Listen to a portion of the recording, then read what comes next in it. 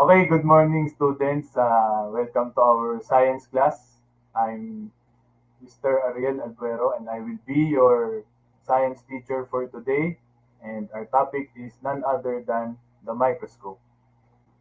And for our learning objectives, at any point during this lesson, we should be able to understand the parts and functions of a compound microscope, and will also manipulate a virtual microscope. So, let's get this started. First of all, we will define what is biology. Biology is the scientific study of God's living creation, or the study of life. And when we talk about microscope, microbiology usually comes into play. And by definition, microbiology is the study of living things too small to be seen without the aid of a microscope.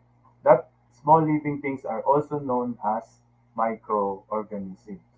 And as we all know, in the Bible, in the 45th chapter of Isaiah, verse 18, this is what the Bible says. For this is what the Lord says: He who created the heavens, He is God.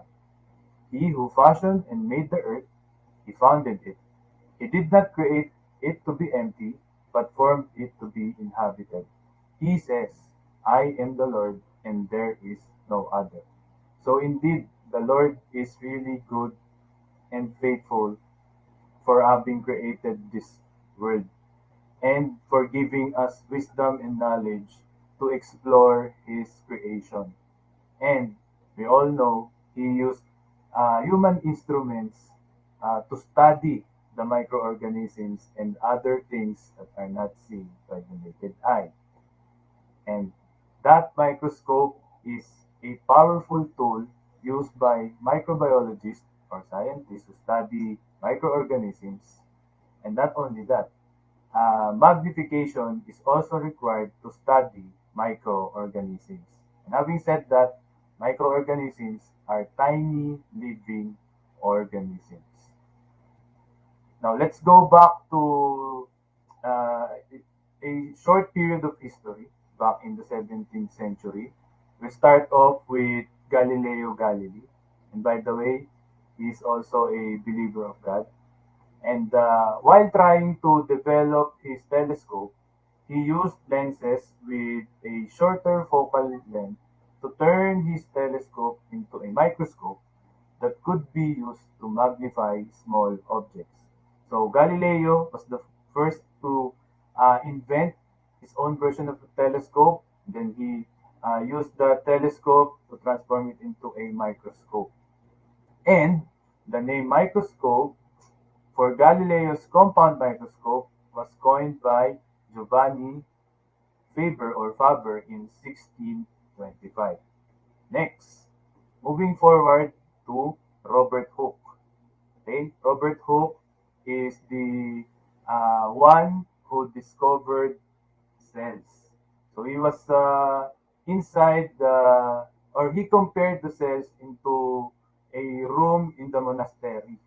All right, and he was able to observe wide range of objects, including fleas and corks. Imagine that. And his own compound microscope contains two lenses. And having published his work in Micrographia, he entitled the work as that, in which he wrote down his own accounts of his observation using his microscope. And he is most famous for his discovery of the cork cells. Right? And yeah, he coined the term cells, like I said earlier, describing it in as like a compartment or rooms in the monastery. And lastly, let's go to Anton van Leeuwenhoek. Okay, so he also developed his own microscope that was capable of higher magnifications. It can magnify up to 70 to 270 times. No? Talk about magnification. And Leeuwenhoek's lenses were of great quality compared to others during their time. and he was the first guy to observe bacteria and protozoa. Right?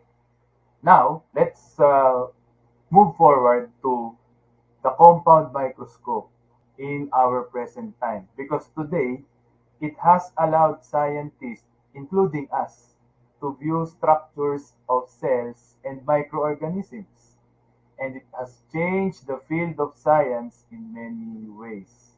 Wow. And having said that, we are going to explore the parts of the microscope using this virtual microscope. So follow me along as we click on this link below and we will learn the parts of the compound microscope. Let's go. Alright, so welcome students to our virtual microscope lab. Today we're going to learn and explore the parts of the compound microscope. So, this site is presented to you by ncbionetwork.org. Now, let's go to Learn. Alright?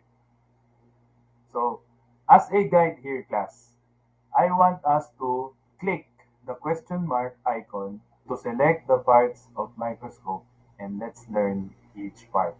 We'll start off with the eyepiece lens. The eyepiece lens, also known as the ocular, these are typically 10 times in magnification, but it also comes in 5 times, 15 times, and 20 times variety. And it is where you actually look through to see your specimen. A specimen is a thing to be examined, alright? And the interocular distance is adjustable. This is the interocular distance. So you can keep both eyes open when looking into the microscope. Right? So this is an ocular with a double lens. Right? Next, let's go to the body. The body is like the main section of the microscope. Okay? Minus the stand and the illuminator. It includes include the eyepiece and the objective lens, and aside from that, the focusing block. Okay. Next, here's the arm. Class. The arm is the area of the microscope between the body tube. This is the body tube and the base. Okay.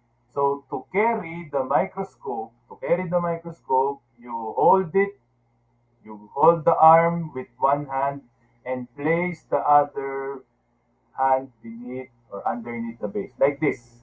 Okay? It's like you're holding a heavy picture. Right? Are you still with me? Good. Okay, so now let's move forward to the nose piece. The nose piece, also known as the revolving nose piece or the turret, it holds the objective lens. Okay? And rotating it allows the objective lens to be switched. Moving forward to the objective lens, we have here the objective lens is the closest to the object being viewed. Okay? And each objective lens is composed of different magnification, namely the scanning lens, 4 times in magnification power, the low power lens, also known as the low power objective or LPO, it has 10 times magnification power. The mid power lens, also known as mid power objective, has 40 times in magnification power. And lastly, the high power lens, also known as high power objective or HPO. It has 100 times magnification. Next, shall we move on to the diaphragm? Okay, the diaphragm is useful in higher powers. Okay, and it's typically a 5-hole disc housed under the stage. So this is the stage. We will get to that later. And it controls or adjusts the amount of light passing through the stage opening. So this is the stage opening, ladies and gentlemen. And each opening is a different diameter, controlling how much light passes through to help it properly illuminate, to help properly illuminate the specimen, right? And increasing the contrast of it. So by the way, diaphragm is also known as the iris diaphragm. Okay, all good. Next, this is the stage. Okay, so from the word stage, it's where the slides are placed for observation. The specimen is placed there for observation. And of course, let's not forget the stage adjustment knob. This one is used to adjust the position of the slide forward, backward, and left or right. And moving forward to the coarse focus, also known as the coarse adjustment knob. Okay, this is the larger of the two adjustment knobs, and it moves the objective lens closer or far away from the specimen. All right, and a counterpart of the coarse focus is the fine focus, also known as your fine adjustment knob. So this one is the smaller of the two adjustment knobs, and it moves the objective lens closer to or farther away from the specimen in very fine or small steps. Okay, and it's also used to fine tune or to adjust the specimen after using the coarse focus.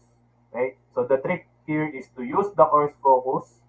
Then once the specimen is a bit clearer, you will use the fine focus to adjust the viewing or to fine tune the viewing.